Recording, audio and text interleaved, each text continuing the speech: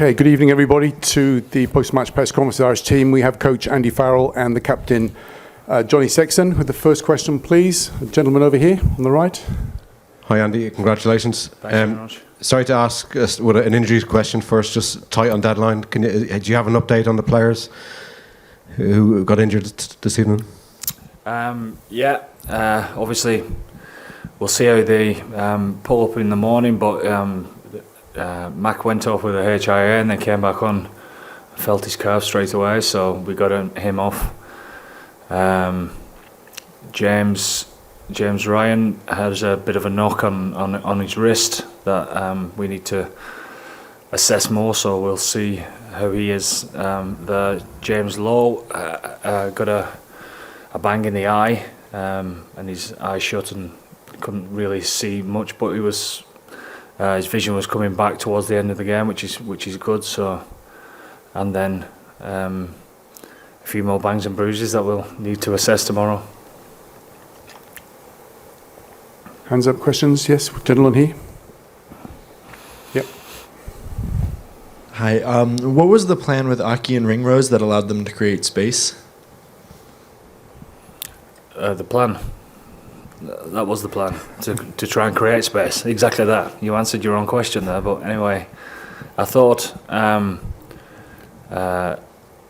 attack first phase wise was as good as it's been for quite some time, and our tempo of how we attacked the Scottish line was clinical, and when you're so clinical, when you've been defending how we had been defending, I suppose it's a real shot in the arm for ourselves, but a real hammer blow to a team that had been attacking really well at the start of the game.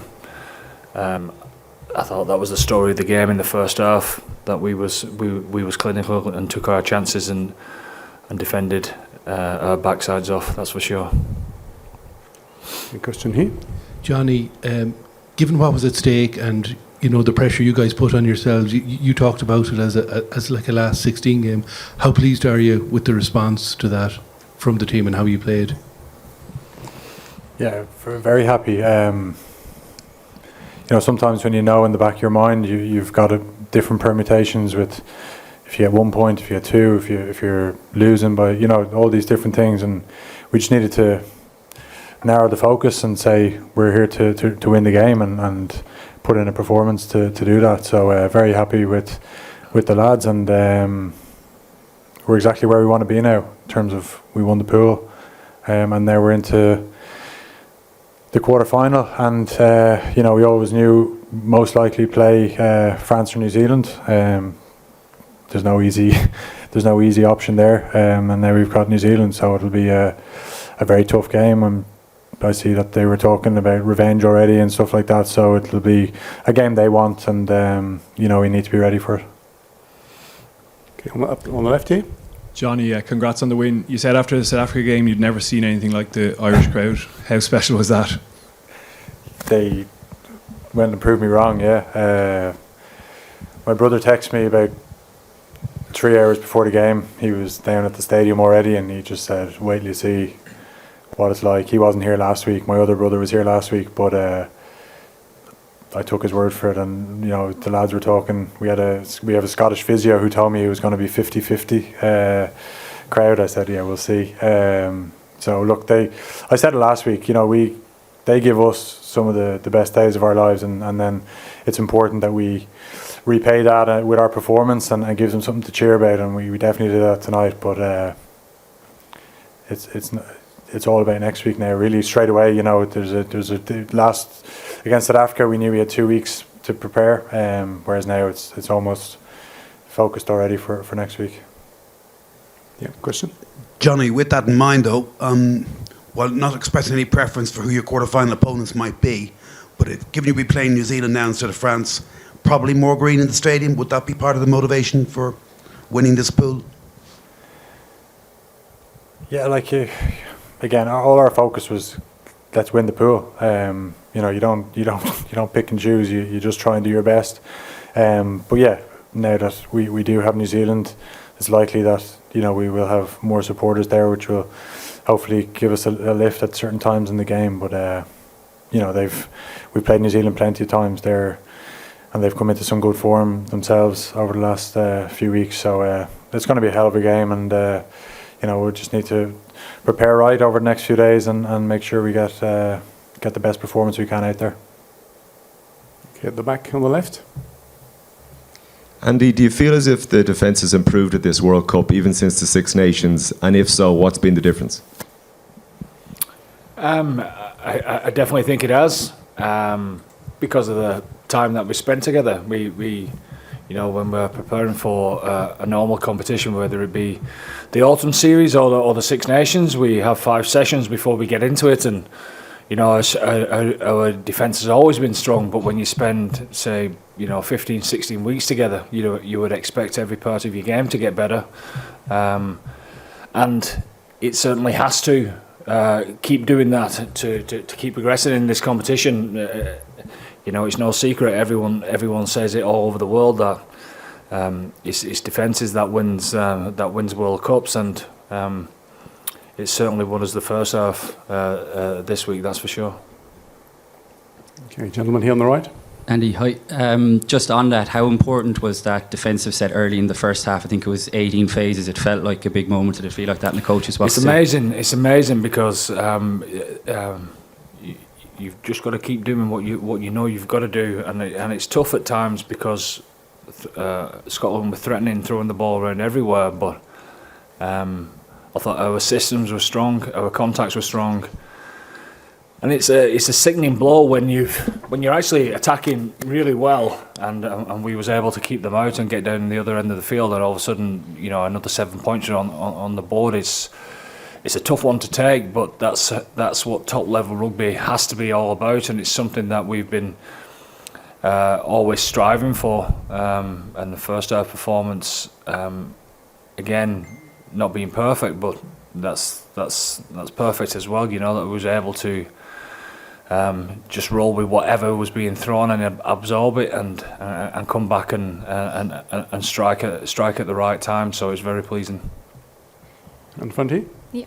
Congratulations on a brilliant performance, lads.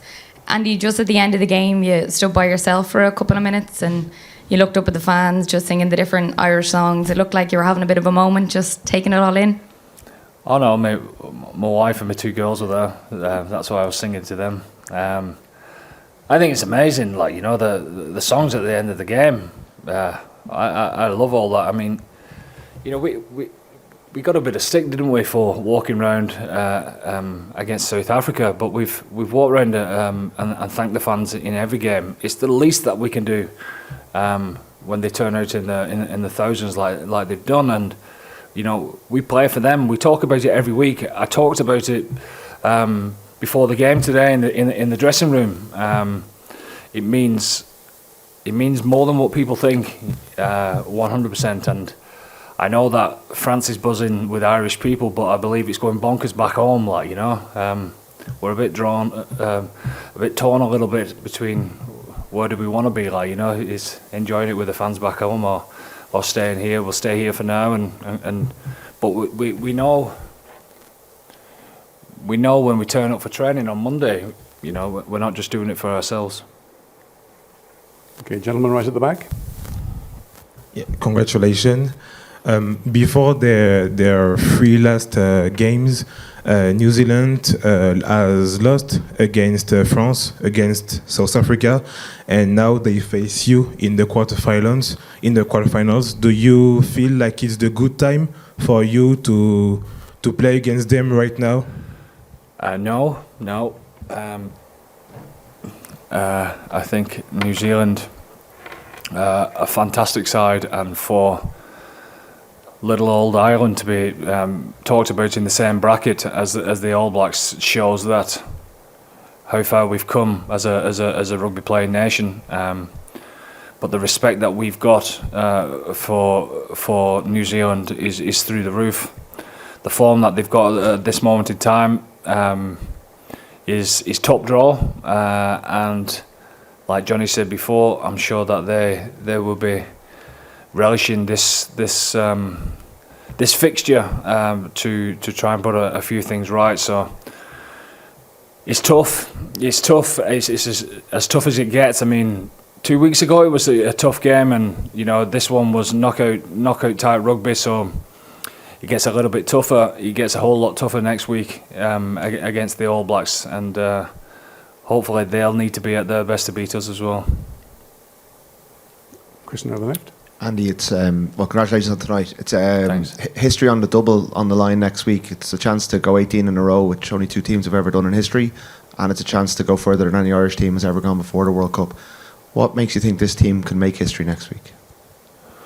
Because I don't think, and neither do the team think that we've played our best rugby yet.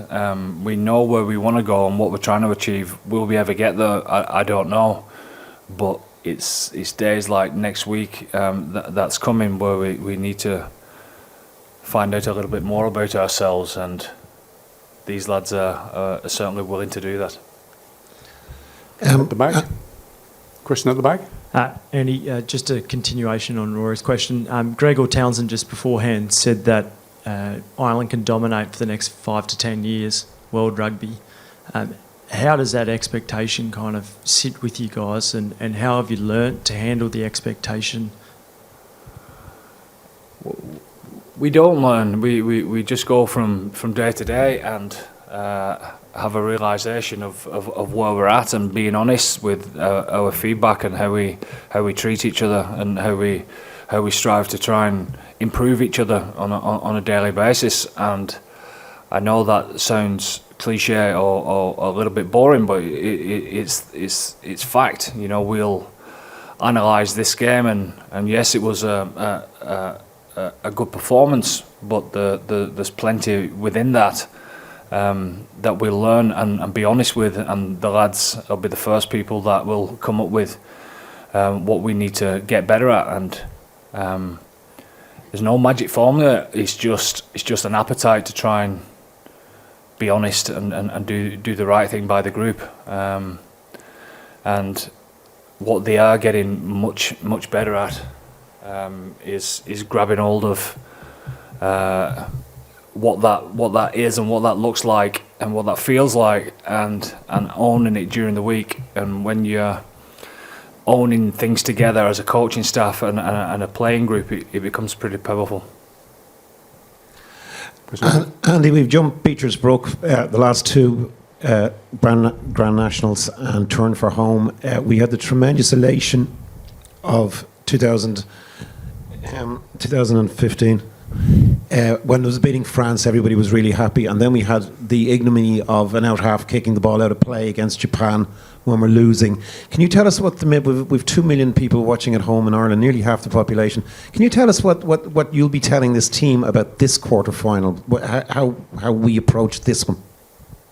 Was it 2 million this time, Derek? Was it? It was 1.5. It was. No, I'm hoping you're right as well, because it was 1.4 last week or 2 weeks ago, wasn't it? So we've. Well, yeah, magnificent. Look, I mean, first things first, we'll enjoy tonight because it was a big week for us. We know it's a big game against Scotland. Scotland are a fantastic side, and we paid them the respect that they deserve, and that's why we came out with a performance like we did in the first half. So we'll enjoy tonight. The wives and girlfriends and families are over, and we'll make sure that we enjoy that. We'll recover properly, and we'll treat this week.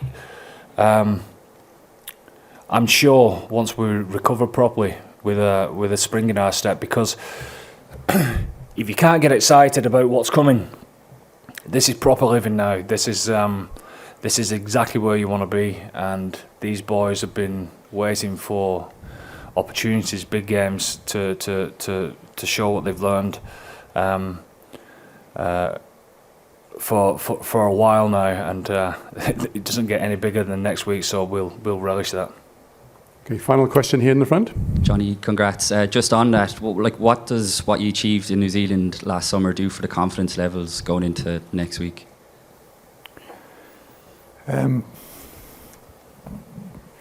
think we went to New Zealand and Andy told us he put us under the most pressure that he could find, to go on a 3-test tour, but also do the midweek games. It was to test us and to make us learn, and we learned so many lessons on that tour to take with us for the Six Nations, to win a Grand Slam, and then it's to put us in this situation again, to have to play them again.